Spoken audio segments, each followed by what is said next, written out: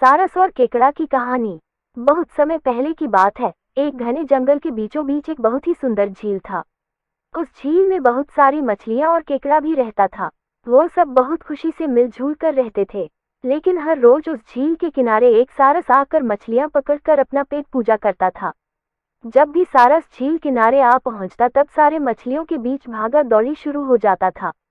ऐसे दिन बीतता गया। धीरे धीरे सारस बूढ़ा और कमजोर होने लगा। पहले की तरह वह शिकार भी नहीं कर पा रहा था।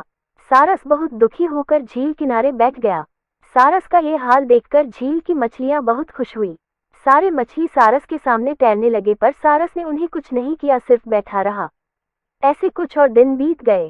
सारस को ऐसे एक जगह बैठा हुआ देखकर केकड़ा सारस के पास आया और पूछा, भाई, 2-3 दिन से देख रहा हूँ तुम यहाँ चुपचाप बैठे हो, एक भी मछली नहीं पकड़ा, खाना भी नहीं खाया, क्या बात है? केकड़े की बात सुनकर सारस फुट फुट कर रोने लगा। सारस ने कहा, क्या बताएं दोस्त, मैं बहुत ही दुखी हूँ। कुछ दिन पहले एक ज्योतिषी ने मुझे एक बात बताया कि बहुत ही जल्दी यह झील सूखने वाला है। बिना पानी के तुम सब कैसे जी पाओगे? तुम सब मर जाओगे। तुम लोगों की मुझे बहुत चिंता हो रहा है, इसलिए मैंने खाना पीना छोड़ दिया। केकड़े ने कहा, क्या बोल रहे हो? ये तो बहुत गंभीर और चिंता की बात है, मुझे सबको बताना होगा। सारस की बात केकड़े ने झील की सारी मछलियों को बताया। सारी मछलियां और केकड़ा मिलकर सारस के पास गए और बोला, क्या बोल रहे हो, झील सूख जाएगा?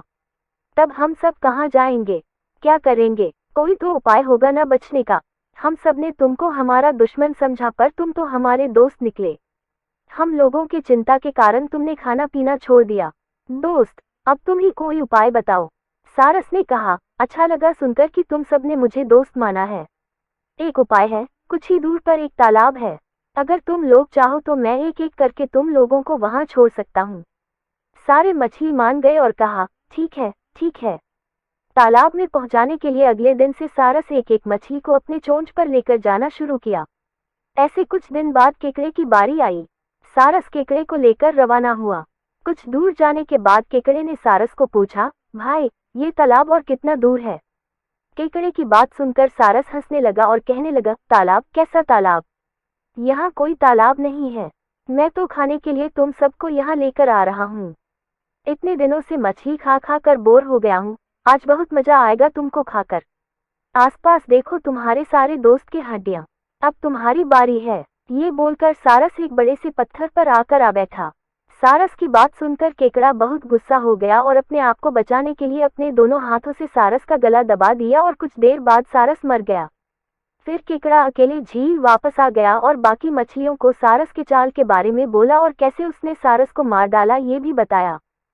सारे मछली बहुत खुश हुए और निश्चिंत होकर रहने लगे।